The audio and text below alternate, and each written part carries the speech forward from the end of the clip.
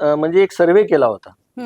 त्या सर्वेमध्ये मला असं आढळलं की जे विक्रेते चांगल्या प्रकारचा माल ठेवतात, स्टँडर्ड माल ठेवतात, त्यांची दुकानदारी चालते.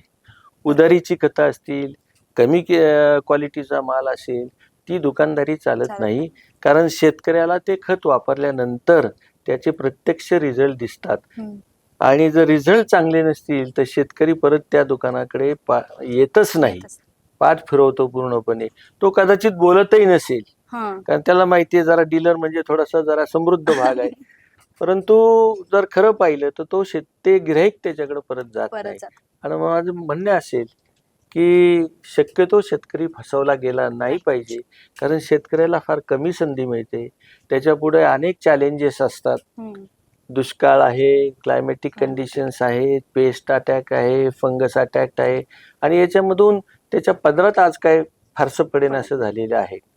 आणि म्हणून क्वालिटीचेच प्रॉडक्ट शेतकऱ्यांनी वापरले पाहिजेत आणि क्वालिटीचे प्रॉडक्ट विक्रेत्यांनी विकले पाहिजेत असं मला वाटतं.